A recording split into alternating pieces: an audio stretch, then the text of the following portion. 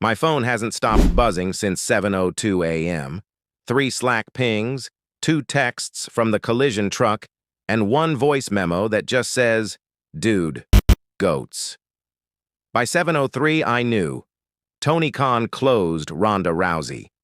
If the signatures are ink dry, this is the biggest tectonic shift since CM Punk stepped onto that ramp in Chicago.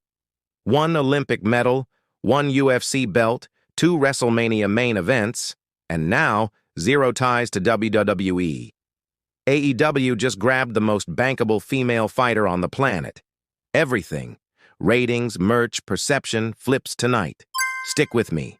We're unpacking the contract, the politics, and the dominoes that are set to fall every Wednesday and Saturday for the next 2 years. Multiple sources swear the paperwork landed on Khan's desk at 6:15 this morning, Eastern Time. Fightful whispered it first, then Sapp, then Helwani, all within 60 manic minutes. It's a 2-year guarantee with an option for a third, and more cash per date than anyone not named Punk. Ronda has capped herself at 8 televised matches in year 1, retained creative control, and, get this, agreed to a media blitz of ESPN hits, red carpet junkets, and cage-side cameos at UFC pay-per-views with an AEW logo blaring on her hoodie. Think Conor McGregor on the rail, except she's actually on the payroll. Why the jump now? Ronda's been living the quiet life, babies, goats, and Travis's surfing videos. The hinge moment, apparently, happened 2 Fridays ago. Khan flew to LA for what his office called a streaming rights lunch and left 4 hours later with a handshake agreement. Her asks: no cartoon mom angles, full control of her upcoming book deal and any Netflix documentaries, and for AEW to hire an agent whose only KPI is keep Ronda smiling. AEW has never created a role for just one star, not for Mox, not for Jericho. Khan's pitch was simple. You're the straw, not the stir stick. Picture this. Collision on August 10th. The Kia Forum is sold out because the marquee reads, Rousey versus Monet, first time ever. That one match is an instant mainstream headline. AEW Creative already has 3 potential arcs sketched on a whiteboard.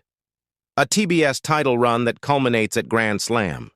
Her first loss comes in a multi-woman pay-per-view main event, which then kicks off the chase. A mentor swerve at Wembley or Arthur Ashe, passing the torch to someone like Sky Blue or Anna Jay. If she sticks to the plan, 2 new names get elevated in a huge way without anyone jobbing out cold. The executives at Warner Bros. Discovery are practically drooling. Rousey's Q-score with women aged 18-34 is right up there with Zendaya's. The early math projects a 12% ratings bump on her debut night and a 30% spike in women's merchandise sales within 90 days. Ticket brokers in LA say floor seats for that August taping doubled overnight. Forbidden Door did 135K buys.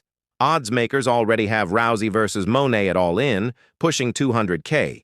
That's an extra 0 on the gate before you even sell a single can of Monster Energy. Stamford did not see this left hook coming. Triple H reportedly threw a Hail Mary, more money, another WrestleMania main event, a SummerSlam match against Becky Lynch, but Ronda ghosted him. Word is she still hasn't forgiven the creative handcuffs from her post-baby run. AEW's counter was powerful. Write your own ending. The second she stands in a ring opposite a healthy Jade Cargill, the entire narrative flips. Casual fans who bailed after WrestleMania 39 will suddenly remember that pro wrestling is on TBS. The headlines will write themselves. Cool, but will she actually show up? That's a fair question. Her track record, giving off part-time Brock Lesnar vibes, scares some people. But 8 matches a year leaves plenty of room for goats and babies. AEW's roster is deep enough that if she vanishes for a month, a Storm versus Hater match can headline and nobody will riot. The locker room vibe so far is said to be cautiously optimistic. One veteran told me last night, as long as she goes like she went with Shayna in NXT, we all eat. If your head is spinning like mine, hit that subscribe button and ding the notification bell. I'll be going live the second that security waves her through the doors at Daly's place.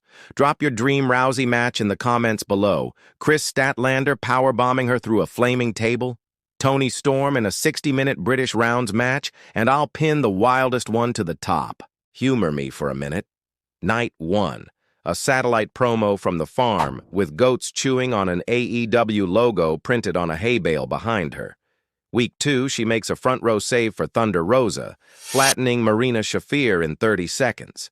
This leads to a 4-way at All Out, a cage match at Full Gear for Rousey's first loss, and a babyface chase. In year 2, she turns full Obi-Wan Kenobi, putting over Willow Nightingale in the main event of All In. Each story beat would feel earned. The crossover press would never stop, and AEW could still protect its long-term arcs. Let's do a history check. When Hogan went to WCW, it moved the needle for Hogan first, and the company second. AEW's bet is that Rousey's brand and theirs are now locked at the hip. If she drags 1 million fresh eyeballs to the product, she'll likely extend her contract. If she pops a 250K rating and then fades, the perception win alone could justify the check. 10 years from now, when the revenue line is tracked on some investor deck, this will be the dot that either validates or crucifies Tony Khan's entire strategy. Time for the scoreboard. Ronda Rousey gets a 2-year deal with limited dates but unlimited impact. AEW gets the mainstream legitimacy it has chased since day one.